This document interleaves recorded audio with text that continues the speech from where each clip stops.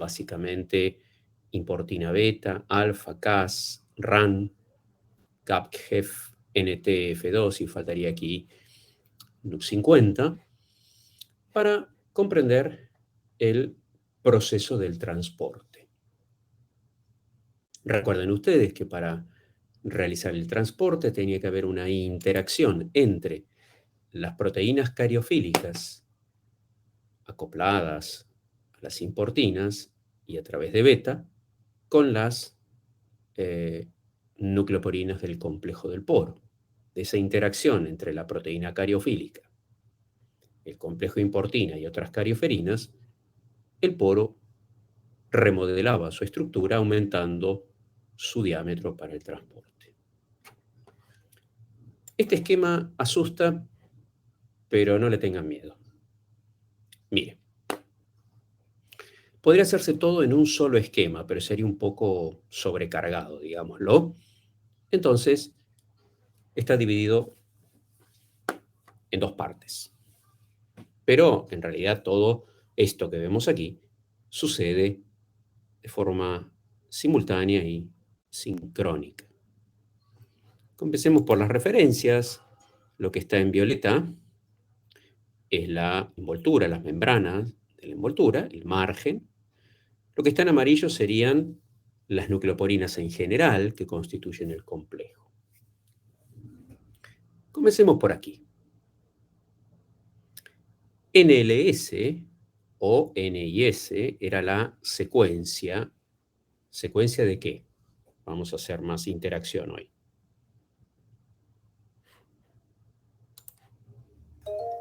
Sí, Juan. Señalización nuclear. Es la secuencia de localización o importación nuclear. ¿Y en dónde está esta secuencia? ¿Quién tiene esta secuencia? ¿Carolina? En las cariofílicas. ¿Pero las cariofílicas qué? Ese es el calificativo. Entonces, digamos todo el elemento. Me decís cariofílicas, pero suponete que yo no sé nada. Vos me tenés que explicar bien qué es cariofílica, a qué se refiere con cariofílica, Carolina. Son proteínas. Correcto, son las proteínas cariofílicas. Y Camila, te pregunto, ya que levantaste la mano, ¿qué quiere decir proteína cariofílica? ¿Por qué se llaman así? Justo, Camila, levantaste la mano para contestar una cosa y yo te pregunto otra, ¿no? Pero bueno. Por lo de la afinidad con el núcleo, puede ser, ¿no? ¿Qué era? Claro, en realidad esa es la definición etimológica, ¿no? Pero lo que hay que decir son las proteínas destinadas a cumplir su función en el núcleo, ¿sí? Por eso se llaman cariofílicas o proteínas nucleares o nucleoproteínas, ¿de acuerdo? Bien, entonces, esto que vemos acá como NLS está representando la proteína cariofílica con su secuencia. ¿Estamos de acuerdo con esto? Vamos a ir despacito, así que yo voy a ir paso por paso y voy a ir a preguntar si se entendió o no. Bien.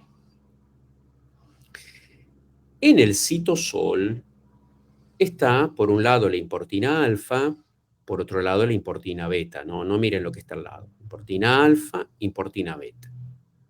Entonces, cuando aparece una proteína cariofílica, la importina alfa reconoce a la proteína cariofílica por su secuencia y acopla a la importina beta. ¿Sí? Nos forma este complejo. Proteína cariofílica, importina alfa, importina beta. ¿Vamos bien hasta aquí? Sí. Muy bien. Gracias a la importina beta de este complejo, ya lo habíamos dicho la otra vez, interactúa con las nucleoporinas del poro. Al interactuar este complejo a través de beta con las nucleoporinas del poro, el poro aumenta su diámetro. ¿Cuánto aumenta su diámetro? Solo lo necesario para que la proteína lo atraviese. ¿Y cuántas moléculas de esa proteína? Una. Y acá viene algo interesante.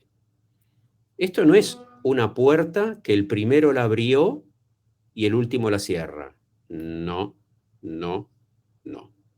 Esto es una puerta que cada molécula de la proteína, aunque sea la misma, asociada al complejo de las importinas, deberá ampliar el poro y una vez que pasó, el poro vuelve a su estado de reposo. Para que esto vuelva a repetirse con la próxima y con la próxima y con la próxima. Entonces, este proceso de modificación del complejo del poro se da por cada una de las moléculas de la proteína que lo va a atravesar de forma individual.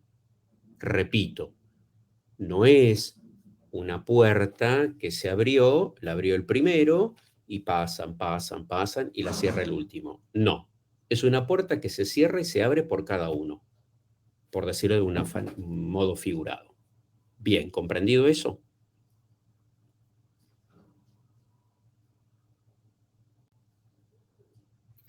Sí, sí, sí, sí. Muy bien. Bueno, entonces, este complejo que transporta la proteína llega al nucleoplasma. Supongamos que esto mismo llega aquí. Aquí ya empezamos a ver cómo se desarma, pero lo que tenemos inicialmente en el núcleo es este complejo de la proteína cariofílica, la importina alfa y la importina beta. Entonces vamos a ver en el nucleoplasma cómo se va a liberar la proteína de las importinas, primero, y cómo las importinas van a volver al citoplasma para volver a trabajar. Entonces, vamos a ir separando primero la importina beta, después la importina alfa, y después me queda libre la proteína. Entonces, la importina beta se asocia a RAN-GTP y eso la separa del complejo, con lo cual, digamos así, para representar de alguna manera, no, me equivoqué, digamos que importina beta se asocia a RAN-GTP y entonces se separa de alfa y la proteína cariofílica. Entonces, fíjense ustedes que importina beta con RAN-GTP regresa al citoplasma. No hay problema, porque acuérdense que importina beta se llevaba muy bien con las nucleoporinas y solo necesita RAN-GTP para retornar al citoplasma. Después veremos qué pasa allí. NUP50 es una carioferina que estaba en el núcleo. Se asocia a la importina alfa. O sea, ¿cómo desmantelamos el complejo con alfa? Bueno, NUP50 se asocia a la importina alfa y entonces la separa de la proteína cariofílica. Y entonces aquí tenemos la proteína cariofílica ya queda libre, sola, en el núcleo, y la importina alfa, que se separó por NUP50, ahora debe regresar al citoplasma. Es cierto, NUP50 es la que menos trabaja, porque ¿qué es lo que hace NUP50? Nada más y nada menos que asociarse a la importina alfa para separarla del complejo. Ahora, más allá de eso, no hay posibilidad de otra cosa. Pero bueno, está bien, me separaste del complejo, pero yo quiero volver al citoplasma, le dice alfa a NUP50. Y NUP50 dice, no me corresponde. Generosamente, entonces, Cas, esta carioferina Cas, junto a RAN-GTP, se acoplan a alfa, y entonces importina alfa, Cas, RAN-GTP retornan al citoplasma. Uno puede decir, ¿por qué para alfa necesito Cas, además de RAN-GTP? ¿Y por qué para beta necesito nada más que RAN-GTP? Digamos, queda claro que para que las importinas se recuperen y viajen al citoplasma nuevamente, es claro que necesitamos que RAN-GTP en los dos casos. Eso no hay ninguna duda y lo estamos viendo. Ahora, ¿por qué beta no necesita nada más y por qué alfa sí necesita a Cas? Y bueno, acuérdense lo que charlamos la otra vez. Beta reconoce las nucleoporinas. Alfa no reconoce las nucleoporinas. Entonces, este Cas viene a reemplazar lo que hacía beta cuando fueron hacia el núcleo. Recuerden aquí, gracias a beta podían atravesar el complejo, porque alfa lo único que hacía era reconocer la proteína cariofílica. Cuando queda sola y sin beta, necesita otra que haga las veces de beta. Bueno, esa que hace las veces de beta sería Cas. Por eso alfa necesita Cas, además de RAN GTP, que es lo único que necesita beta. Bueno, preguntas hasta este momento, no de lo que sigue, de este momento. Sí, Franco. ¿Escucha, profe? Hola, sí, perfectamente. Hola. Sí, perfectamente. Perfecto. A preguntar cómo es eso de que alfa no reconoce la nucleoporina. Claro, ¿te acordás que nosotros dijimos la clase pasada? La función de la importina alfa. A ver, vamos acá. Mira. Alfa solamente reconoce la proteína cariofílica. Sola no puede funcionar. Necesita acoplar a beta a través de su secuencia IBB y solo funciona el complejo alfa-beta. ¿Por qué? Alfa reconoce a la proteína y beta es la que reconoce las nucleoporinas. Eso es universal. Entonces, en este esquema, cuando beta se une a RAN GTP y se separa del complejo, beta reconoce de nuevo las nucleoporinas y lo atraviesa en sentido inverso. En cambio, alfa queda huérfana, no tiene guía, es como si estuviera ciega y necesita otra que la conduzca, que se le fue beta, entonces necesita otro que haga las veces de beta, que es Cas. Más allá de que las dos, universalmente, van a necesitar RAN GTP para completar su transporte. ¿Quedó aclarado? Claro. Muy bien. Tiziana, Sí, quería consultar si RAN GTP solamente se utiliza para el transporte del núcleo al citoplasma. sí, en lo que estamos viendo sí, pero no vayas a pensar que es universal para todos los otros procesos que se hacen No, en esto. que utilicen RAN GTP. En este caso queda claro, como lo muestra el esquema, que RAN GTP, RAN asociado a GTP, es la forma de RAN que participa en el transporte, por lo menos de recuperación de estas importinas, hacia el citoplasma. Eso se deduce de estudiar este proceso. Pero no vayan a pensar que todos los procesos del núcleo se comportan del mismo modo. En este caso, sí, es acertada tu observación.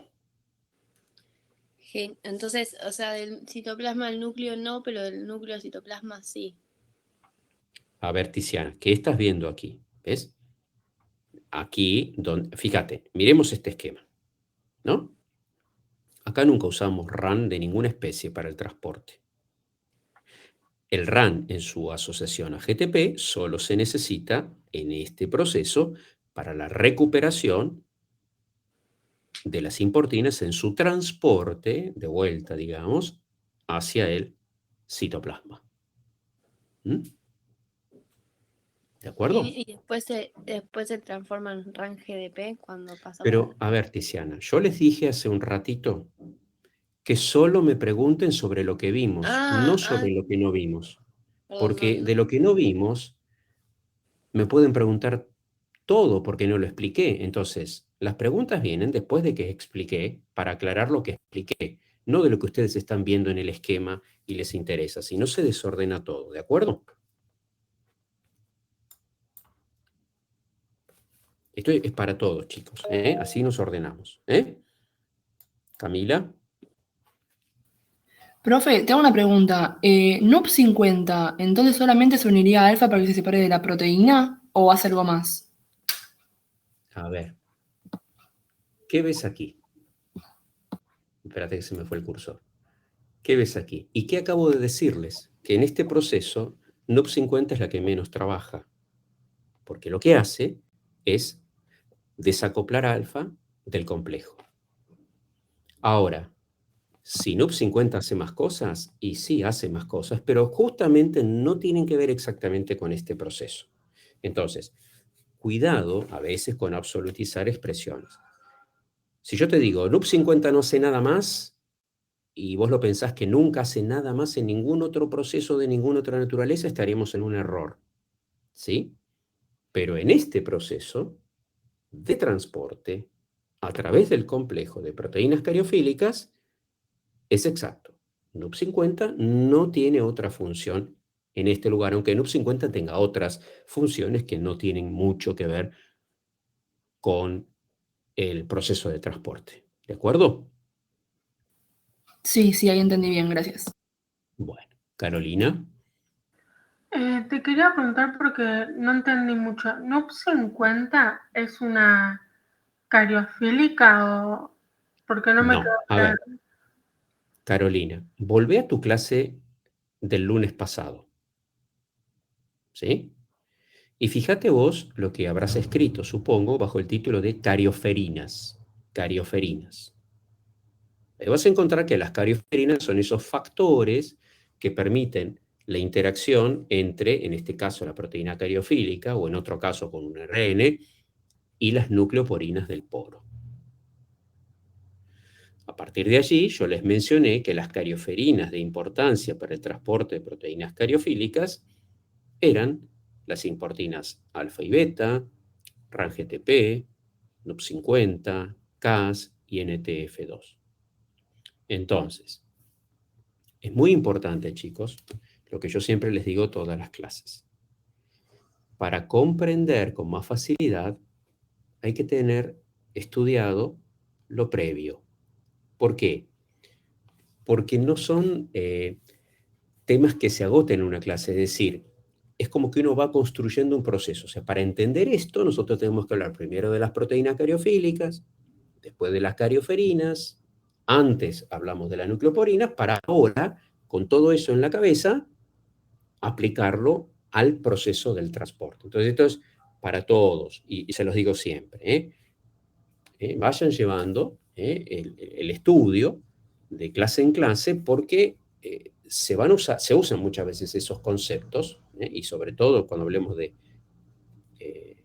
regulación de la expresión de la información genética, ahí vayan siendo, digamos, estrictos en ir estudiando los temas previos para que se les allane el camino en lo que sigue. Pero bueno, más o menos que quedó, Carolina, y si no lo habías registrado, bueno, con lo que te dije, trata de apuntarlo en tu clase pasada. Entonces, una cosa son las proteínas cariofílicas, otra cosa son las nucleoporinas, y otra cosa son las carioferinas. Aunque químicamente puede haber proteínas que sean cariofílicas, nucleoporinas que son proteínas y algunas carioferinas que también son proteínas. Entonces, no confundir los términos. La naturaleza química de un elemento no implica que porque sea semejante sean lo mismo. Es decir, si vos decís las proteínas cariofílicas son proteínas, las importinas son proteínas. NUP50 es una proteína, pero todas hacen cosas distintas, porque la proteína cariofílica es la proteína cariofílica, las nucleoporinas son las que forman el complejo del poro, y las carioferinas son las que median el proceso de una forma más dinámica. Más o menos, ¿quedó ordenado, Carolina? Sí, sí, gracias. Muy bien. Ezequiel.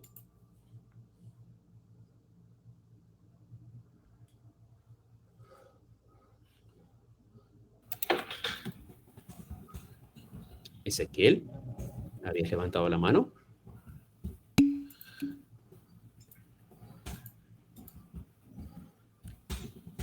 Bueno, hace la pregunta por el chat.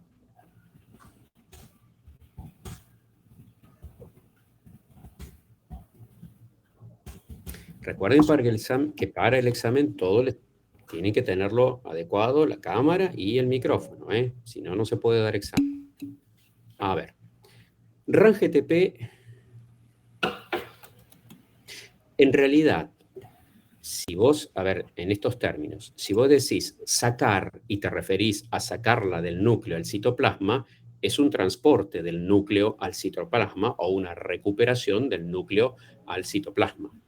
Así que en este proceso, No. si yo interpreté bien tu pregunta, Ezequiel, claramente RAN-GTP es una carioferina necesaria para la recuperación desde el nucleoplasma al citoplasma de las importinas. ¿Se me escucha? Ah, sí, ahora sí. Dale. Perfecto. Me refería a sacarla del complejo alfa-beta con la proteína. O En sea, realidad sí. hace las dos cosas, claro, hace las dos cosas, Ah, ok. ¿sí? En realidad, y en verdad, va para la beta. Portina beta se une a RAN-GTP y la separa del complejo. Ahora, es necesaria para el proceso de transporte. Sin embargo, si te fijas acá RAN-GTP no es necesaria para desacoplar alfa del complejo, porque eso lo hace NUP50, la que menos trabaja. ¿Sí? Ok. Entonces, lo que sí podemos sacar en conclusión, Ezequiel, universalmente, es que hay un proceso en el cual son indispensables, que es el proceso de transporte.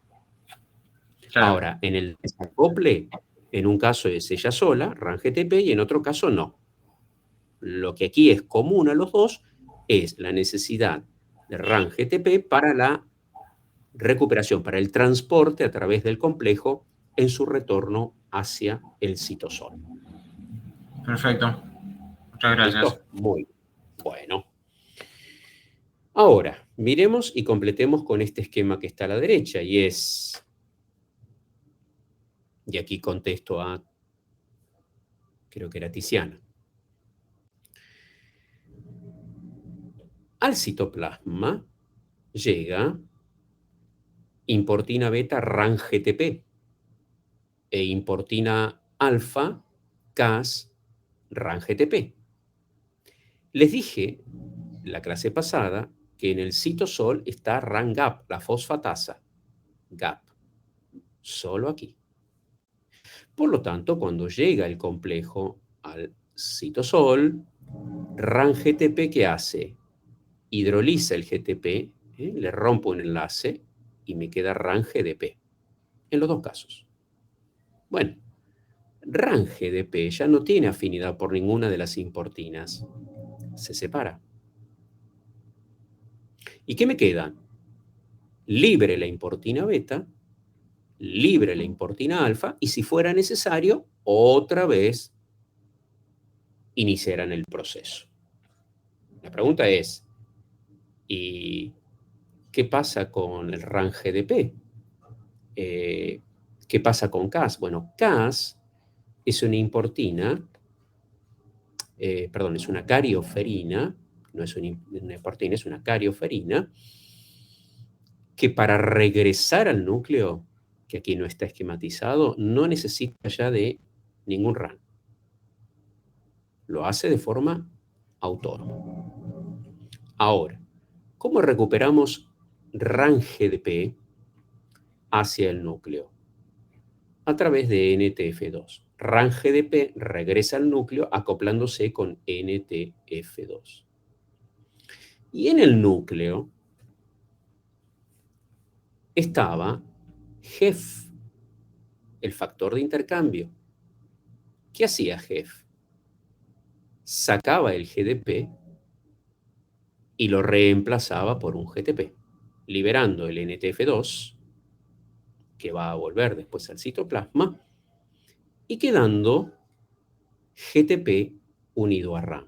Entonces, de RAN-GDP, desplaza el GDP, lo reemplaza por un GTP, y este RAN-GTP ya está listo para mediar el proceso que vimos aquí en el costado. O sea, esto está en este contexto, pero ponerlo en el mismo esquema va a ser un poco más complicado.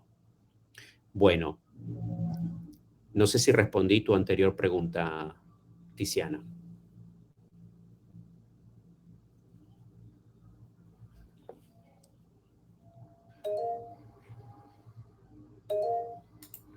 Victoria.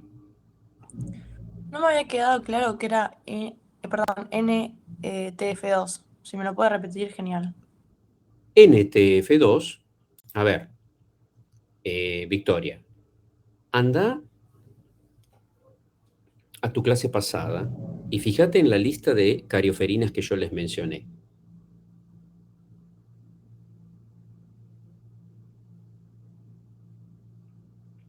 Decime si la encontrás a NTF2 y si no la habías incluido, incluíla, porque ahí te estoy respondiendo. Es una carioferina, ¿sí? Es una carioferina.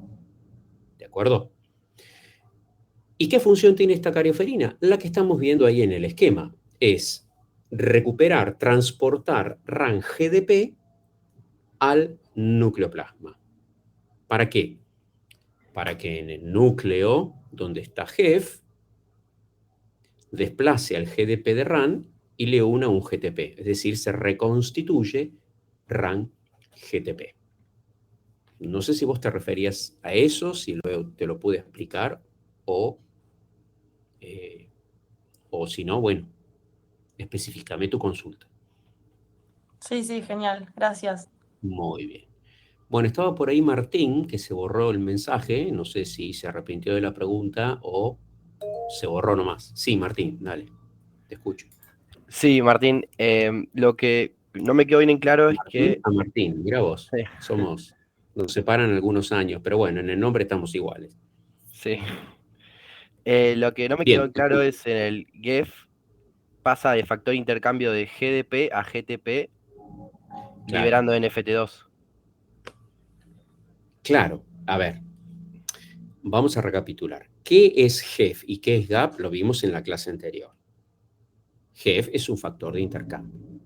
Y yo les dije que RAN GTP unido a cualquier otra proteína no es lo mismo que RAN GDP. Es decir, la afinidad con los sustratos de RAN es distinta si tiene GTP a si tiene GDP. De hecho, aquí, vamos acá de nuevo. Cuando yo hidrolizaba por GAP, el GTP de RAN unido a las importinas se separaban porque no tienen afinidad. No es lo mismo RAN GDP que RAN GTP.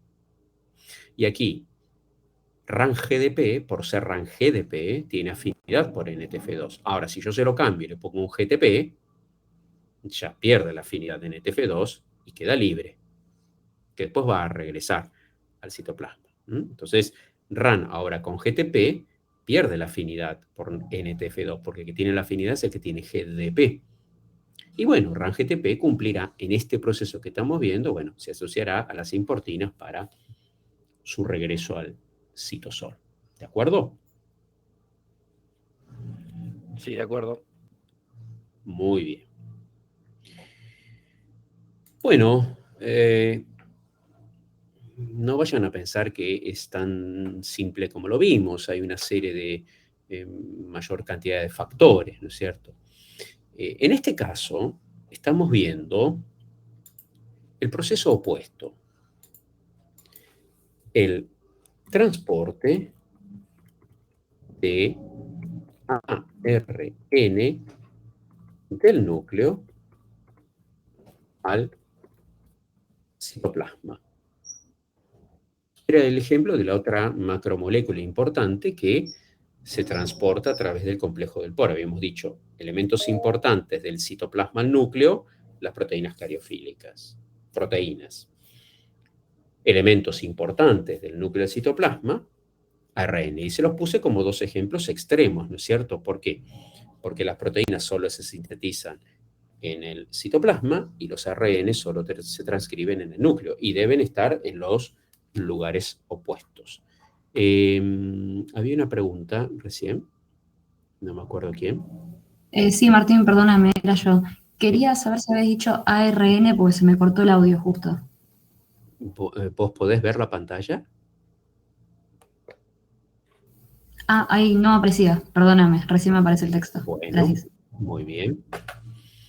Bueno, de este proceso yo solo les voy a mencionar algunos ejemplos. ¿Por qué? ¿Y por qué no vimos los ARNs?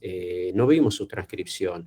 Solamente les voy a dar algunos ejemplos de algunos ARNs y qué necesitan para transportarse del núcleo al citoplasma. Está el primer ejemplo que es del ARNT. ARNT, que es el ARN de transferencia. Igualmente ya lo vamos a ver extensamente. ARNT. ¿Qué necesita el ARNT para ser transportado del núcleo del citoplasma?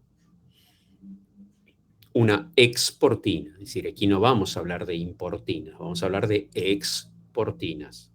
Porque el núcleo es como el lugar. Entonces, yo importo proteínas del citoplasma al núcleo y yo exporto ARNs del núcleo del citoplasma. Entonces, ¿qué voy a necesitar para transportar el RNT? Exportina T, RAN-GTP.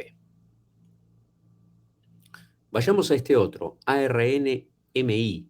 ARN-MI es el ARN micro. Son muy chiquititos y ya los veremos.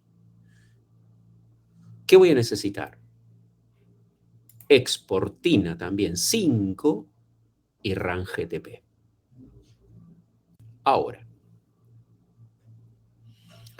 ARN-SN. SN es de pequeño nuclear.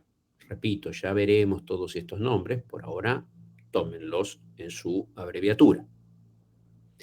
Este ARN-SN también va a necesitar RAN-GTP y va a necesitar un complejo que en verdad es de exportinas, pero no se llaman exportinas, del cual solo rescato CRM1. CRM1 sería una exportina. Esto olvídenlo, porque esto es para otra cosa del ARN.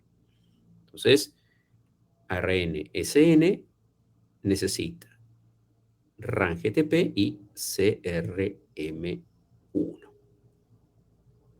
Saltemos al ARN más abundante de la célula, el ARN-R, ribosómico. Es el más abundante. El 80% del ARN en una célula es ribosómico. ¿Y qué vamos a necesitar? Bueno, curiosamente lo mismo, por eso está en el ejemplo. CRM1 y RAN-GTP.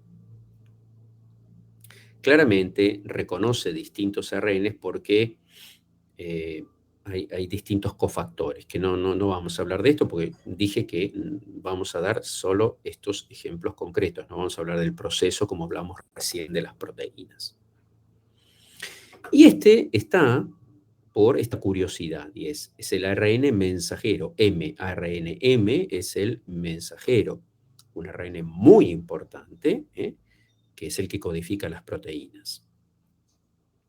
Este ARN mensajero va a usar TAP-MEX. No me importan los números ni las otras siglas, porque si no es aprenderse cosas de memoria muy puntuales. Pero sí, el complejo TAP-MEX es equivalente a CRM1, es equivalente a las exportinas. O sea, este sería el que hace las veces de exportina. Pero, ¿qué no tenemos en este transporte? RAN-GTP. No tenemos RAN-GTP. Entonces, fíjense cómo se confirma la norma de que para el transporte del núcleo del citoplasma necesitamos GTP, pero toda norma tiene su excepción. Y si bien en este caso no tiene GTP, está asociado al ARN mensajero otras proteínas que colaboran en esa función. Bautista. Hola Martín, buenas tardes. ¿Te podía consultar cuál era el nombre del primer ARNM que está a la izquierda? Perdón, Bautista. Que está el ARN mensajero, que es el que acabamos de ver, y a la izquierda del el segundo, de izquierda a derecha. El segundo, ¿Cómo se llamaba? ¿A cuál te referís? ¿Al MI o al SN? Ese. Al MI. Es un MI. Sí, es ARN MI micro. Es de la familia de los pequeños ARNs que tienen entre 10 y 24 nucleótidos. No, pasa que desde mi punto de vista no notaba diferencia entre los dos ARN y pensé que este era también mensajero. No, es cierto que la imagen es un poco pequeña, pero bueno. Muy bien. Estos entonces son ejemplos de los modos en que se produce este transporte. Y ahora vamos al contenido más importante del núcleo. El núcleo tiene nucleoplasma, que es semejante al citosol que habíamos mencionado en el citoplasma, pero ¿cuál es el contenido más valioso del núcleo? Bueno, es la cromatina. ¿Y qué es la cromatina? La cromatina es un complejo formado por ADN más unas proteínas que llamamos histonas. ADN más histonas son los componentes de la cromatina. Por lo tanto, la cromatina es el modo en que se encuentra el ADN en las células eucariontes, las que tienen núcleo. Entonces, toda célula, para ser célula, tiene que tener ADN. En los procariontes, solo ADN. ADN como molécula única, entre comillas, desnuda, sin asociarse a nada. En cambio, en eucariontes, el ADN nunca está solo, sino que está asociado a estas proteínas histonas y forman este complejo al que llamamos cromatina. ¿Estamos de acuerdo con esto?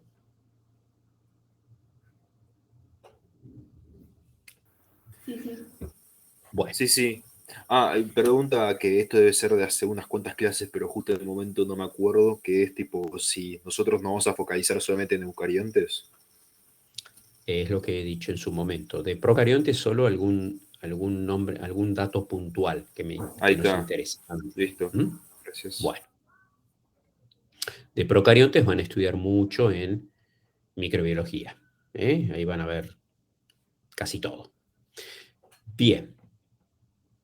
Empecemos por el ADN. El ADN es el ácido desoxirribonucleico. Creo que esto lo han visto 10.000 millones de veces en la escuela, en el primario, en el secundario. ¿Cómo está formado el ADN? El ADN está formado por nucleótidos. Esto que ven aquí arriba es y voy a cambiar de color, esto que ven aquí es un nucleótido.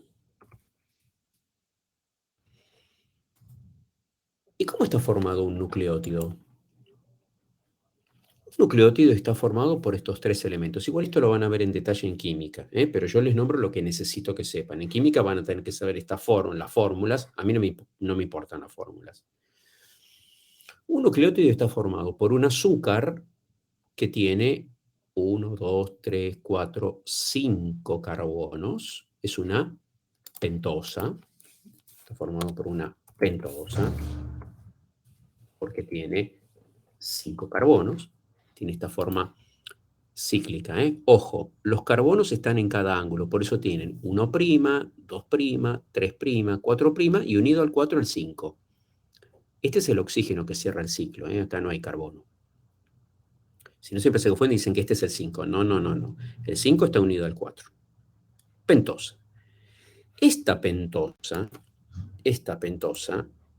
será, de acuerdo al ácido nucleico que nosotros estudiemos, será desoxirribosa en el ADN, vamos a ponerlo acá, ADN, y será ribosa en el ARN. Por eso se llama desoxirribonucleico el ADN y ribonucleico el ARN. Sigamos. Al carbono 5' de la pentosa se une un fosfato. En realidad puede ser un trifosfato. Enlaces fosfato. Fosfato en forma genérica. Segundo componente. Y el tercer componente, unido al carbono 1' de la pentosa, son las bases. Son las bases nitrogenadas. Bases nitrogenadas. Todo este nitrógeno, nitrogenadas. Y se dividen en dos grupos, las bases púricas y las bases pirimídicas. Estas son las bases que pueden formar un nucleótido. De las púricas son adenina y guanina. Adenina, guanina. De las pirimídicas, citosina o timina en el ADN y citosina, uracilo en el ARN, y esto lo veremos cuando hablemos de ARN. Entonces, los nucleótidos que forman el ácido desoxirribonucleico tienen como bases púricas adenina o guanina y como bases pirimídicas citosina o timina. Esto es lo que uno describe simplemente, y para lo que a nosotros nos interesa, que no es la química pura, un nucleótido. Sí, Constanza. Perdón, Martín, antes dijiste que al carbono 5' se unía a un... y no escuché. A ver, chicos, miren las imágenes. ¿Vos estás viendo esto, Constanza? ¿Estás viendo lo que yo estoy proyectando? Sí, sí. ¿Sí? Bueno, entonces, más importante que escribir es ver, y una vez que uno vio y comprendió, escribe y escribe menos, y después se orienta. Porque, fíjate, está escrito, por eso es muy gráfico, por eso te lo comento así. Si este es el carbono 5, ¿qué es esto que tiene fósforo? Un fosfato. Y bueno, y ahí está la respuesta. ¿Sí? Entonces, unido el 5, el fosfato, unido el 1, las bases. Ahora, cuidado, porque ¿qué funciones tiene un nucleótido? Un nucleótido tiene básicamente dos funciones. Individualmente, función energética. Es decir, si yo, a ver, el adenosin trifosfato, el guanosin trifosfato, el uridín trifosfato, son nucleótidos con 3 enlaces fosfato. En esos enlaces fosfato tienen energía. Cuando yo rompo un enlace, libero la energía y movilizo procesos de los que vimos, por ejemplo, el transporte mediante bombas, consumiendo ATP. Ahora, cuidado. Esa energía de los fosfatos, cuando se rompen, también puede servir para formar ácidos nucleicos, es decir, cadenas de nucleótidos. Un ácido nucleico, cualquiera sea, ADN o ARN, es una cadena de nucleótidos. Es una cadena de nucleótidos. Y aquí lo tienen. Aquí tienen un nucleótido, otro, otro, otro, y están unidos entre sí formando una cadena. Por supuesto que para unir los nucleótidos yo voy a utilizar la energía de esos enlaces. Entonces, ¿cómo se unen los nucleótidos para formar una cadena? Siempre lo hacen entre el extremo 5' de uno al 3' del otro, a través del fosfato. Son enlaces 5', 3', 5', 3', 5', 3'. O, si quiero, lo puedo decir al revés. Puedo decir 3', 5'. Porque esta cadena de nucleótidos en un extremo va a tener un 3' libre y en otro extremo va a tener el 5' libre. Cuidado, el 5' tiene los fosfatos, el 3' no, porque nunca los tuvo. Entonces, toda cadena de nucleótidos tiene un extremo 3', carbono 3' libre, y un 5' fosfato libre. Son los extremos terminales de una cadena de nucleótidos.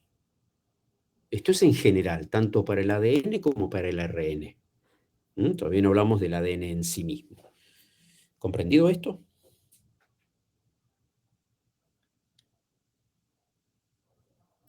Sí.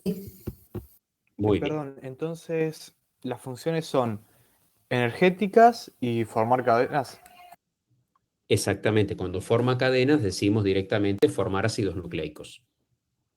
¿Mm? No hay otra posibilidad de que si los nucleótidos se unen formando una cadena, forme otra cosa que no sea un ácido nucleico. Podrá ser ADN, podrá ser ARN con sus diferencias, lógicamente. Ahora, esa función energética siempre la tiene el nucleótido, nada más que puede ser energética pura, es decir, yo hidrolizo el ATP para la contracción muscular, para el transporte de una bomba, o utilizo esa energía para unirme a otro nucleótido. O sea, esa función energética es universal del nucleótido. Nada más que aquí hablamos propiamente de cuando forma una cadena. Constanza, ¿tenías alguna pregunta? Que desapareció el... Perdón, era para preguntarte si podías repetir, por favor, cómo era otra vez la función energética, pero ya lo había escrito bien, pensé que estaba algo mal. Bueno, gracias. Muy bien. Fátima, ¿querías preguntar algo? No, fue sin querer, perdón. Bueno, muy bien. Bueno, ahora ya vamos a nuestro tema, ADN. El ADN es un ácido nucleico que tiene dos cadenas. Miremos este esquema que es didáctico, este no es el real, pero es didáctico. El ADN está formado por dos cadenas. Vamos a las referencias. Lo que está en anaranjado y amarillo es el esqueleto azúcar-fosfato. Esqueleto azúcar-fosfato. Miren acá. ¿Por qué lo llamamos esqueleto azúcar-fosfato? Porque del nucleótido tiene el azúcar y el fosfato. Azúcar, fosfato, azúcar, fosfato. ¿Está claro? Y lógicamente, al interior de esas dos cadenas, apareados y unidos las bases de los nucleótidos. Todo nucleótido tiene una base. Entonces, las bases del nucleótido de una cadena se va a aparear, se va a unir con la base del nucleótido de la otra cadena. Pero atención, mucha atención. Yo dije aparear y fui redundante al decir unir. ¿Por qué decimos que se aparean? Porque no se unen de cualquier modo. Ese apareamiento de nucleótidos responde a la complementariedad. Dicho en otra forma, no cualquier base de un nucleótido se aparea con cualquier base de otro nucleótido.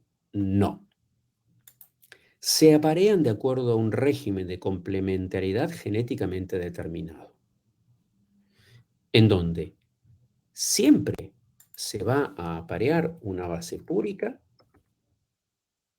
con una base pirimídica. Claro, la púrica de una cadena con la pirimídica de otra. Entonces, a ver, recapitulemos. ¿Cuáles eran las bases púricas que encontrábamos en el ADN? Vuelvan atrás. Adenina y guanina. Adenina y guanina. ¿Y cuáles eran las pirimídicas del ADN? Citosina y timida. Correcto. Bueno, ahora, ¿cómo es la complementariedad entre púrica y pirimídica? Y que esto ya ni siquiera es para el ADN, es para cualquier apareamiento de nucleótidos, va a ser la púrica guanina con la pirimídica citosina y la púrica adenina con la timina pirimídica. Puede ser al revés, ¿no? Adenina, timina, citosina, guanina, o guanina, citosina, timina, adenina, es lo mismo. No hay otro tipo de apareamiento por complementariedad, salvo algún proceso muy especial que veremos y que no tiene que ver con el ADN. Sí, Luisina. Te escucho. Buenas tardes, Martín. Una pregunta. Hola. Lo de primídicas era citosina y la otra...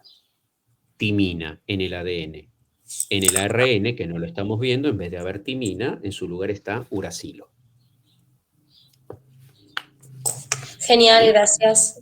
Muy bien. Y ahí alguien más había preguntado y quedó atrás de la pregunta de Luisina. Juan. Sí, Martín, me quedó la duda si es primídicas o pirimídicas, lo de las bases nitrogenadas. Pirimídicas. Y la verdad, debería poner un acento que esto no me lo hace con las mayúsculas. Pirimídicas. Púricas, pirimídicas. Buenísimo, gracias. Muy bien. Ahora, estas dos cadenas están unidas entre sí por el apareamiento de bases complementarias. Y están unidas químicamente, ¿ven esas tres líneas y estas dos líneas? Tres rayitas, dos rayitas. Están unidas por uniones muy, muy débiles, que son las uniones fuente de hidrógeno. Muy débiles. Y esto es imprescindible. Miren, cuando uno estudia una molécula así, no hay dudas de que se debe a un proyecto inteligente, porque está tan pensado para lo que después tiene que hacer, que no puede ser azar. Y así en toda la biología. Hay regulaciones de procesos tan espectaculares en donde hay una mente que dijo, bueno, yo te hago así porque después tenés que hacer esto y después tenés que hacer esto y esto y esto. Está pero repensado, diciendo como dicen ustedes. Estas uniones son muy débiles y es muy importante que sean débiles, por eso son débiles. Después lo entendimos, por qué o para qué. Entre guanina y citosina hay 3 puentes de hidrógeno, por eso 3 líneas, y entre adenina y timina 2 puentes de hidrógeno, por eso hay 2 líneas. ¿Están unidas? Sí, pero débilmente, porque esta molécula en muchos procesos va a tener que abrir y volverse a cerrar. Entonces, lógico, no le voy a andar haciendo uniones muy fuertes. La célula administra muy bien su economía energética. Segundo paso. Este esquema está muy bonito porque lo vemos así que parece una escalera, ¿no es cierto? Bueno, en realidad, esta es la realidad. Las cadenas de ADN no son rectilíneas. En las cadenas, las dos cadenas del ADN, giran en hélice. Es como si fueran dos espirales asociadas. Por eso, este esquema. Esto es como si hagan este ejercicio. Una cinta ancha, ¿vieron estas cintas de regalo anchas? Bueno, si ustedes la giran y miran los bordes, le va a quedar la parte central de la cinta, toda entera, y los bordes. Bueno, esto es como si fueran los bordes de esa cinta, en donde cada borde sería una cadena, y la parte interna de la cinta, eso que se va como deslizando, como si fuera un tobogán, es donde están las bases apareadas. Bueno, cuando uno estudia esa molécula, y ya no me importa tanto porque nos estamos escapando de nuestro tema, vamos a ver que hay surcos menores y surcos mayores. Si ustedes hacen ese ejercicio en sus casas y giran una cinta ancha, van a ver que mirándola de frente hay una parte un poquitito más angosta y otra parte un poquitito más ancha. Y por últ'imo, si miran los extremos de las cadenas, se van a dar cuenta que van en sentidos opuestos. Una va en sentido 5', 3', y la otra en sentido 3', 5'. Es decir, a esa dirección opuesta de las cadenas le damos el término de antiparalelas. Entonces, yo esta clase o este tema se los podría haber iniciado diciéndoles: la molécula del ADN es una doble hélice antiparalela, o podría haberles dicho que es bicatenario, una molécula bicatenaria, helicoidal, antiparalela, y podría haber seguido el tema. ¿Y saben qué creo yo que hubiera obtenido con esto? Nada, porque se hubieran aprendido estos dos nombres de memoria sin tener la más mínima idea de lo que significa. ¿De acuerdo? Entonces, ¿entienden por qué podemos decir que es una doble hélice antiparalela o que es una estructura bicatenaria, dos cadenas? Bueno, esto, perdón, es helicoidal. Helicoidal. Bueno, esto lo voy a borrar. Cuando lo puse ahí el término correcto es helicoidal por hélice. Bueno, son distintas formas de demostrar o denominar la estructura de esta molécula. ¿Sí? ¿Más o menos? ¿Quedó? Sí, Bautista. Martín, a mí me quedó una duda ante lo que estábamos hablando antes de los enlaces y de lo que pude ver en el esquema, es que puede ser que la guanina nunca se relacione con la timina. Y bueno, a ver, pero por eso te digo, Bautista, la complementariedad es estricta. Guanina solo con citosina o citosina con guanina, y timina con adenina o adenina con timina. No existe otra posibilidad. Listo, esto es una gracias. norma de complementariedad universal. Cuando veamos a RN vamos a ver una variante, pero claro, siempre es una pública. Sí. Sí, te escucho. No, claro, que lo que vas a decir es que en el ARN es adenina con urácido, pero es la variante. Exactamente. Pero cuidado porque el ARN no es una doble cadena. Entonces va a ser un apareamiento para otras funciones. Sí, entiendo.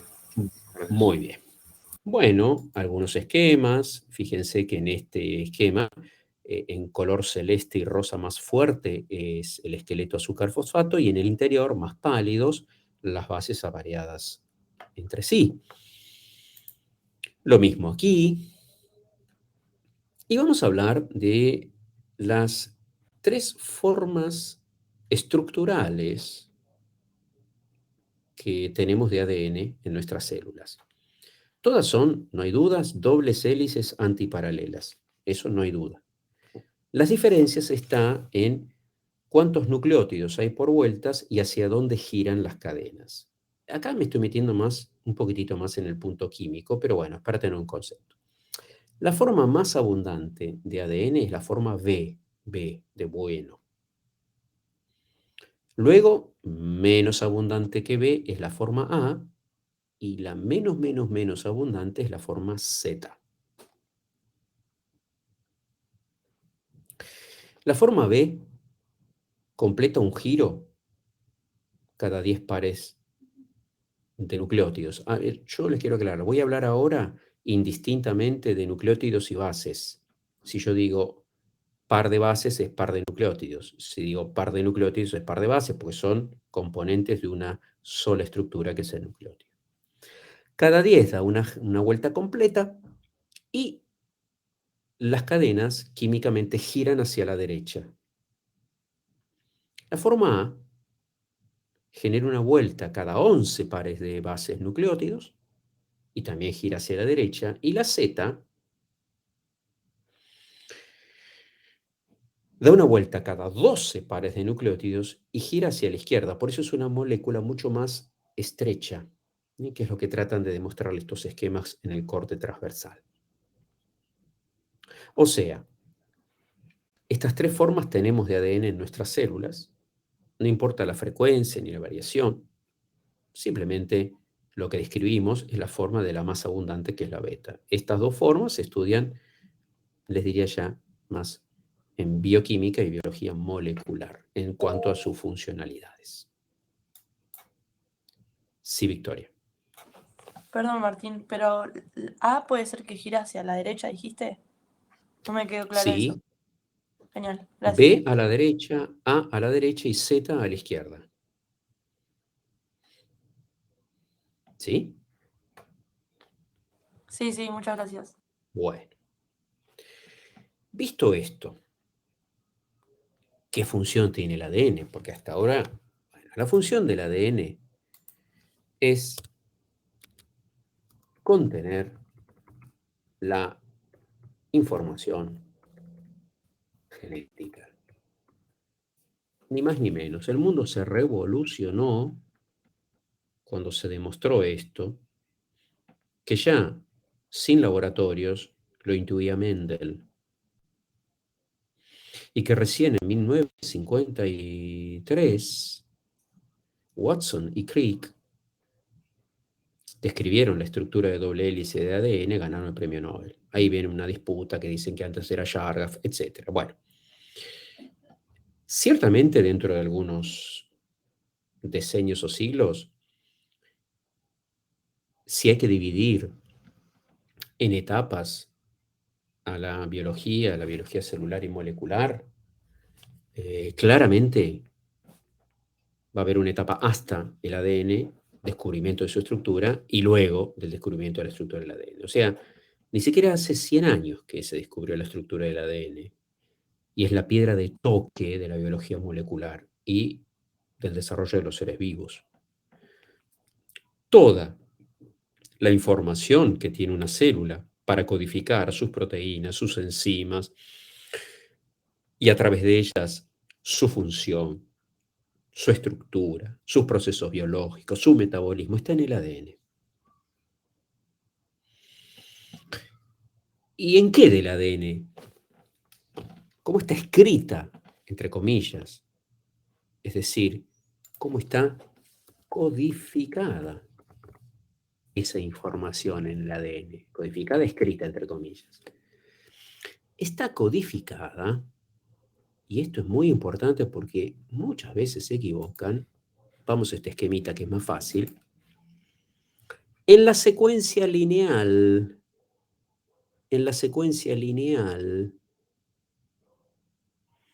de los nucleótidos, entiéndase de sus bases de cada cadena. No en el apareamiento. No. En la secuencia lineal. Entonces uno dice, ¿pero cómo? ¿Entonces la molécula de ADN tiene duplicada la información? Por supuesto que sí. Porque si esta cadena tiene información genética y es complementaria a esta también la tiene. Se decodificará de forma inversa. Pero es cierto que las dos cadenas de ADN, en su secuencia lineal, tienen la misma información genética. Y eso es tan importante que cuando este ADN se tenga que duplicar, cosa que veremos dentro de poco, vamos a utilizar como molde para formar dos nuevas moléculas de ADN cada una de las cadenas de este ADN original. Bien. Nada menos que esa función tiene el ADN. ¿Preguntas?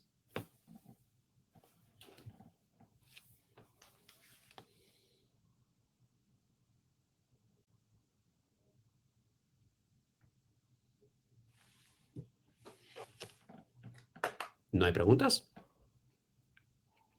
Bueno, continuamos. Visto esto,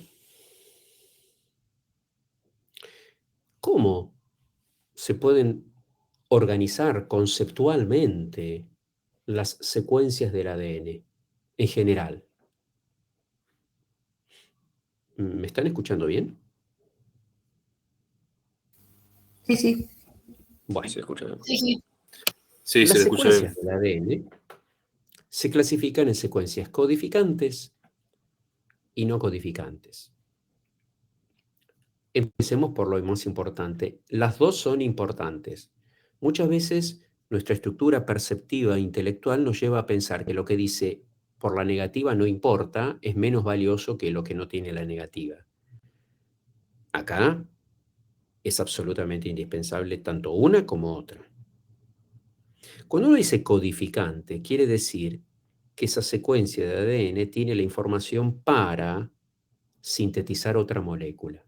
De hecho, de la secuencia del ADN derivan todos los ARNs, que son otras moléculas, y todas las proteínas, que son otras moléculas. Entonces, codificantes de elementos propios codifican para sintetizar ARNs y proteínas. Yo siempre hago esta comparación. ¿Alguna vez se pusieron a pensar? Porque cuando pasa el tiempo uno se pone a pensar en cosas que antes de... A ver, mal o bien todos alguna vez alguna receta han hecho, aunque sea una torta de esas que se compran, ¿no es cierto? Algún intento hicieron. Entonces, yo tengo por separado manteca, huevo y harina. ¿Y cómo hago yo para que esos 3 elementos me formen el producto final torta? Y bueno, lo hago leyendo ¿qué? Una receta de cocina. ¿Y qué tiene la receta de cocina? Información. La información que me dice cómo asociar esos elementos y formar una torta. ¿Qué tiene que ver la receta escrita en el papel con la torta? Físicamente nada, pero conceptualmente todo. Entonces, fíjense cómo la información se transforma, en este caso, en otras moléculas, como la información escrita en el ADN, porque el ADN no se toca, chicos, ¿eh? El ADN es como el libro, yo lo leo. ¿Qué me llevo del libro? ¿Las hojas? No, me llevo la información que está escrita a través de las palabras del libro. ¿Entienden un poco este concepto para ir abriendo sus cabezas para entender lo que es la información genética? ¿Mm? Entonces, hay secuencias del ADN que tienen, entre comillas, instrucciones para formar estos elementos que son propios e indispensables de la célula, ARNs y proteínas. Y hay otras secuencias que tienen información codificante para elementos accesorios. No vamos a ver esto lo van a ver con la doctora Julieta Trinks en Biología Molecular en segundo año, y lo van a ver sobradamente, que formar estas secuencias que se llaman transposones y retroposones, que son secuencias muy pintorescas del genoma, que cambian de posición, que lo descubrió Barbara McClintock allá por la década del 50, pero de esto no vamos a hablar, pero sí son codificados por secuencias de ADN. Ahora, el otro universo de secuencias son las no codificantes. Se distribuyen en 3 posibilidades. Las no codificantes estructurales, o sea, no todo el ADN tiene la información para hacer algo, sino que muchas porciones o secuencias del ADN tienen funciones estructurales, es decir, una disposición distinta, una estructuración distinta de ese ADN, y hablamos del ADN satélite, que tienen un ADN alfoide, que tiene riquezas de adenina, timina, etc. Un ADN telomérico. El telómero es el extremo de la molécula del ADN. Ahí vamos a tener una importancia estructural de las secuencias del ADN, no tanto de información. Estas secuencias habitualmente no se transcriben ni se traducen, pero son muy importantes. Y estas no codificantes, miren, las regulatorias, son indispensables. Es como si yo tengo un libro de cocina y no sé cómo leerlo, o no puedo abrirlo. No me sirve nada la información. Bueno, las reguladoras o regulatorias se organizan en secuencias que se llaman promotores, amplificadores, inhibidores. Ahora las mencionamos, las veremos en transcripción. Pero son secuencias que me permiten iniciar la lectura del ADN, promover la lectura del ADN o inhibirla. Y esto que vemos aquí, que es no codificante de función no desconocida, que es el ADN intergénico. No vamos a ver ahora lo que es un gen, pero escuchen lo siguiente. Los genes son secuencias particulares del ADN que tienen información distinta. Entonces, claramente, todo gen está formado por ADN. Pero cuidado, no todo el ADN tiene genes. Es decir, cuando les habla de intergénico, quiere decir que hay secuencias de ADN que están entre los genes, que son esas unidades de información, como los capítulos de un libro, que tienen información para una cosa, para otra, pero entre esos, entre comillas, capítulos, genes de ADN, hay secuencias de nucleótidos que al día de hoy no tienen una función del todo conocida y siempre se van descubriendo o ayornando, como es el avance de la ciencia. Ahora, cuidado, el genoma humano ya se decodificó en forma completa, los miles de genes ya se identificaron, pero entre esos genes hay secuencias que siguen en estudio, es lo que llamamos ADN intergénico. Bien, ¿comprendido? Igual sobre esto iremos avanzando. Esto es una presentación de secuencias, para ir entrando en tema en esto de la información, codificación y no codificación. ¿Vamos bien hasta ahora? Sí, sí. Bueno, aguárdenme un minuto, solamente un minuto.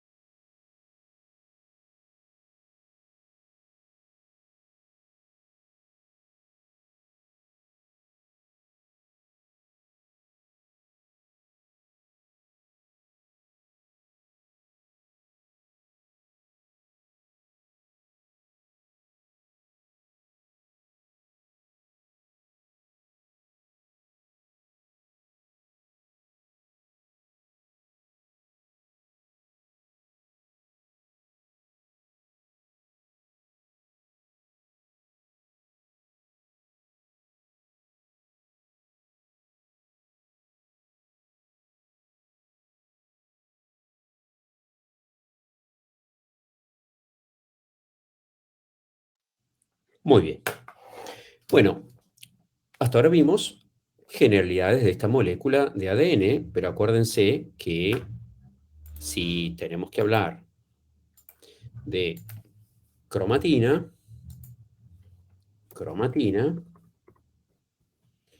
habíamos dicho que era una molécula formada, un complejo nuevo por ADN, más histonas. Entonces, vimos el ADN, veamos ahora las histonas. ¿Qué son las histonas? Son proteínas. Son proteínas que se clasifican en distintos tipos. Tenemos las histonas H1, las H2, las H3 y las H4. De las H2 hay dos tipos, H2A y H2B. ¿Por qué se los puse separadamente? Por un lado puse H1 y por el otro lado H2, H3 y H4. Porque se clasifican de ese modo. Si bien son todas histonas, se las clasifica diferenciadamente, ya que estas histonas, H2AB, H3 y H4, derivan de una familia de genes, es decir, son una familia de proteínas. Cuando hablamos de familia de genes, hablamos de genes que comparten secuencias. Por lo tanto, los productos de esos genes que comparten secuencias serán proteínas que comparten secuencias. ¿Y por qué se llaman familia? Como en toda familia. Si yo hago un estudio genético de mi familia, vamos a compartir en mi familia muchas secuencias génicas, pero vamos a tener unas distintas. Bueno, con esto pasa lo mismo. Son proteínas que comparten secuencias, pero que a su vez, curiosamente, son distintas. Entonces, comenzaremos por estas, H2, A, B, H3 y H4. Estas son las llamadas histonas nucleosómicas. Después veremos por qué.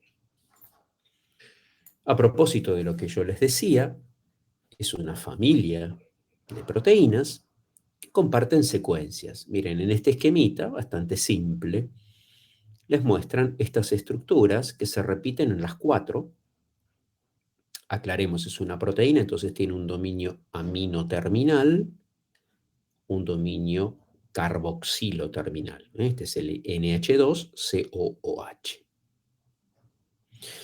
Cuando ustedes analizan, van a ver que las 4 comparten estas secuencias, que en este dibujito fueron de esta forma.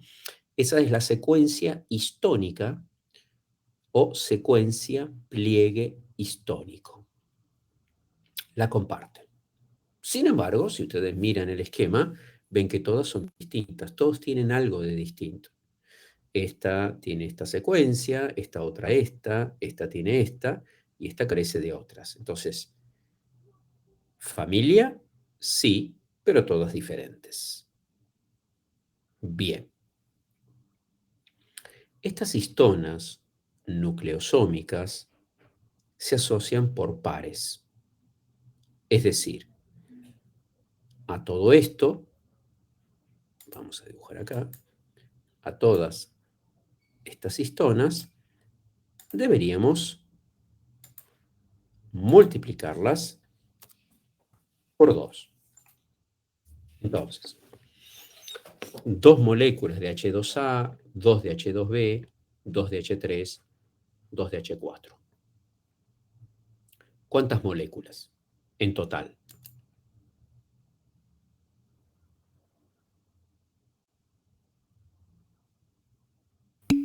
8. 8, exactamente. 8. Muy bien. Bien.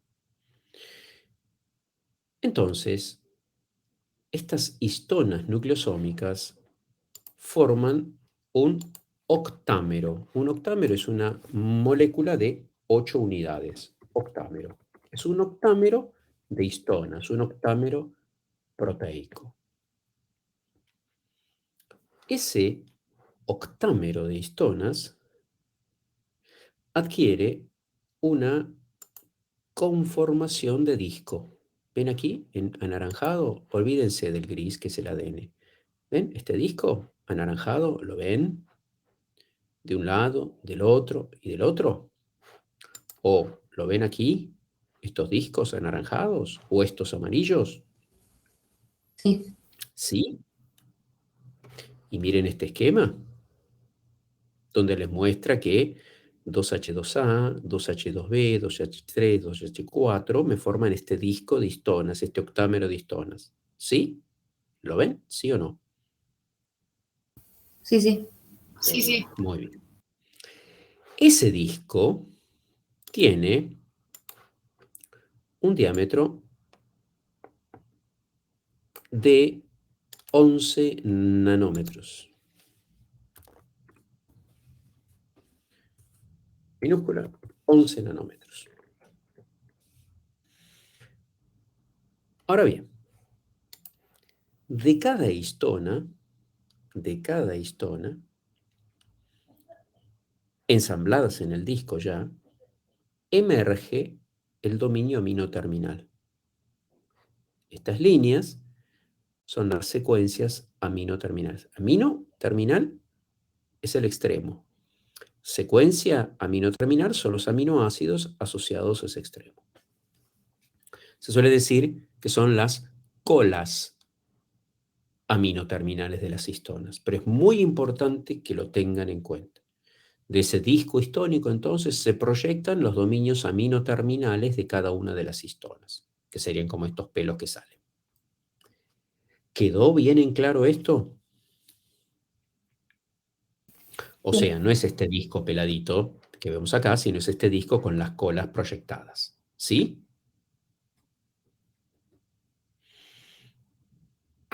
Sí, sí. Yo digo, ¿estarán conectados los 52 o están conectados 4 o 5?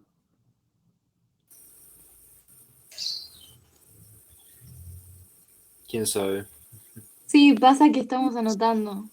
Sí, estamos procesando. Bueno, pero esto es una ida y vuelta, respondan, porque me siento hablando y no sé si entendieron o no entendieron. Si ustedes no me responden, yo sigo adelante. Tampoco es que me pongan dudas como para hacer tiempo, pero ¿comprendieron esto? Porque tener en claro estas colas o dominios aminoterminales es importante, vamos a ver que eso va a hacer que esta cromatina cambie de conformación. Florencia. Martín, la verdad que yo no entendí muy bien cómo se unen las histonas, o sea, los 4 tipos. ¿Sabés qué, Florencia? No te escucho muy, no te... Habla un poquito más fuerte, porque no puedo entender lo que me estás diciendo, por favor.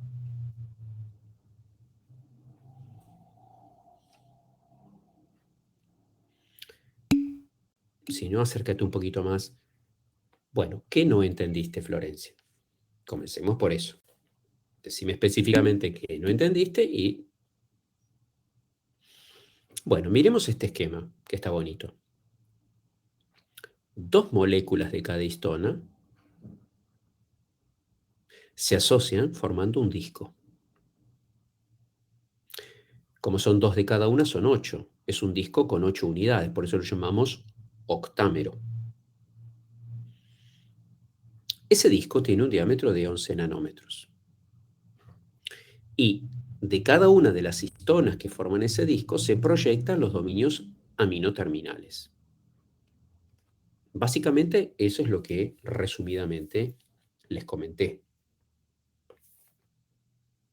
Y ojo, estamos hablando solo de cómo se organizan las histonas nucleosómicas. El extremo carboxilo es el extremo opuesto. Como en toda proteína, vos tenés uno carboxilo y un amino. En este caso, estos son los aminoterminales. Los carboxilos están asociados, están ni siquiera asociados, están compactados en el interior de este disco, digamos. Esto no es un esquema químico molecular, pero no tienen por qué proyectar. De hecho, no podrían proyectarse los dos extremos. Para que se proyecten los dos extremos tendrían que estar como incurvadas las moléculas de proteínas. Y de hecho, no es el extremo que a nosotros nos interese de esta proteína, porque yo solamente les dije que de química, de física, de eso solamente les iba a contar aquello que necesitamos para entender lo biológico. Bueno. Ese octámero de histonas, bueno, si estamos hablando de cromatina, tiene que asociarse a ¿quién? El ADN. Esto que vemos aquí en gris es el ADN. Cada disco está rodeado por 2 vueltas de ADN. 2 vueltas de ADN. De modo tal que, si ustedes contabilizan los pares de bases o nucleótidos de esas 2 vueltas, van a ver que son 146 pares. Igual, no es un dato tan trascendente, pero es un dato técnico. Ahora, el ADN nunca se corta, el ADN da 2 vueltas, sigue, da otras 2 vueltas, como ven acá en este esquema. Por lo tanto, hay una porción del ADN que no está asociada en este esquema a las histonas, que es este ADN, que se lo puede llamar ADN de unión, del ligador, a otros lo llaman al revés, separador. Bueno, es el ADN que está entre los discos, que serán unos 20 a 60 pares de bases. O sea, esto varía, lo vamos a ver ya en la próxima clase, vamos a ver por qué. Lo interesante de todo esto es que si bien esto es la molécula de cromatina, digo, todavía no es la molécula de cromatina porque nos está faltando una cosa, quiero, antes de seguir hablando, destacar que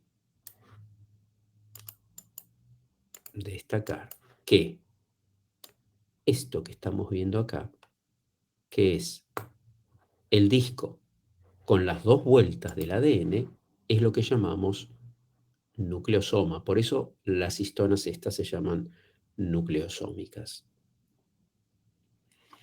Por lo tanto, el disco de histonas rodeado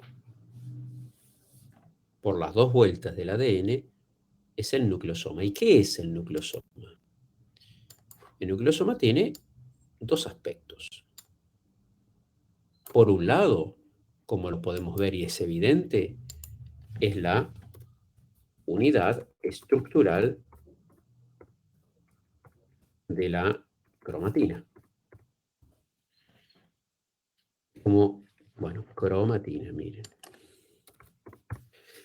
Si yo hablo de una pared, ¿cuál es la unidad estructural de la pared? El ladrillo. O sea, es la mínima porción constitutiva de la cromatina. Y hablamos de cromatina porque vamos a hablar de ADN más histonas.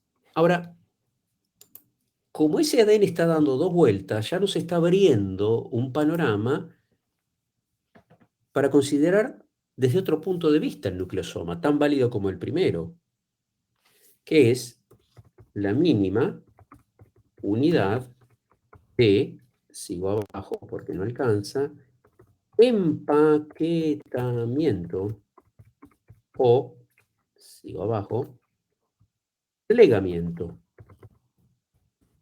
del ADN en la cromatina.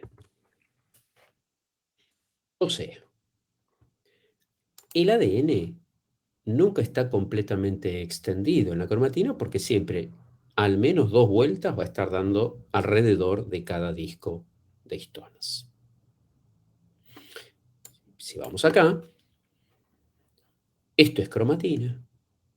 Si yo degrado el ADN que está entre los nucleosomas me queda un nucleosoma, hasta aquí tengo cromatina. Ahora, si yo separo las histonas del ADN, acá ya no tengo cromatina, lo desarmé, es como si volviera la torta a los ingredientes originales, a la harina y a la manteca. Ahora, ¿puedo decir que estoy hablando de cromatina? En realidad me falta algo. ¿Qué me falta? Las H1. Ninguna cromatina es cromatina si no tiene H1. Lo que pasa es que el plato fuerte de la cromatina está en esto, en el nucleosoma. Las H1 son muy distintas, son histonas que evolucionaron grandemente, que han tenido variaciones en la historia de la evolución, pero que, simplificando, tiene un dominio globular, más dilatado, más gordito, y dos dominios fibrilares. En realidad es toda una proteína que se organiza en el espacio de dos formas. Un extremo será el amino, otro extremo será el carboxilo. Ahora, esta H1 no es nucleosómica, no es nucleosómica, pero sí se asocia al nucleosoma. Miren, se ubica en el punto donde el ADN comienza a dar las dos vueltas y donde termina de dar las dos vueltas. Queda claro que esta región entre la cadena de ADN que entra y sale es distinta al resto que tiene las dos vueltas continuas. Entonces, en este punto donde comienza a dar las dos vueltas y termina de dar las dos vueltas es donde se ubica la H1. Y luego también esas H1 asociadas a un nucleosoma se pueden asociar a las H1 de otro nucleosoma y regular algún aspecto de la compactación de esta cromatina. Pero bueno, eso será lo que veremos, Dios mediante, en la próxima clase. Mi mayor consejo es, miren que ahora los temas están encadenados, ¿sí? La mayor parte de los temas que van a seguir requieren que yo tenga en claro lo que vi. Si no sabemos bien cómo es la estructura de la cromatina, cómo los nucleosomas, etc., nos va a resultar difícil entender las modificaciones epigenéticas, nos va a resultar difícil comprender los grados de plegamiento. Entonces, ya empezamos, digamos, si hasta ahora estábamos como en el avión, carreteando y levantando vuelo, ahora ya alcanzamos la velocidad crucero a los 20.000 pies. Bien. Fátima. ¿Podrías repetir la composición del H1? No, no es composición, es describir un aspecto de la estructura. Como composición, como toda proteína, es una cadena de aminoácidos. Lo que pasa es que de acuerdo a cómo se vaya plegando, puede tener distintas conformaciones. Tiene una porción globular, que es esta más dilatada, y las porciones fibrilares que tienen los extremos amino y carboxilo terminales. Ahora, en cuanto a composición, ahí hablaremos de secuencias de aminoácidos, que claramente son distintas de las nucleosómicas, es decir, estas H1 no van a compartir exactamente todas las secuencias o dominios. ¿Quedó claro, Fátima? Sí, sí, genial, gracias. Muy bien. Bueno. Sí, no es que te vas antes. Yo me pasé 1 minuto del final de la clase, son las 15:01. ¿eh? Así que tenés todo tu derecho a partir. Deja, por si yo me olvido, deja dicho tu presente, que es lo que ahora voy a tomar. Sí, Bautista. Hola Martín, ¿te podría consultar si podés repetir cuáles son los temas de la clase siguiente? En la clase siguiente vamos a terminar cromatina. De la cromatina vamos a ver las modificaciones bioquímicas, epigenéticas de la cromatina, los plegamientos de la cromatina y un concepto de nucleolo. Y si podemos, ya empezaremos, aunque sea en una introducción, del primer proceso genético básico de la replicación. Pero concretamente vamos a terminar la cromatina y, si se puede, el puntapié inicial a replicación. Listo. Básicamente sería eso. Muy bien, y ahora, como de costumbre, vamos a tomar asistencia. Recuerden, por favor,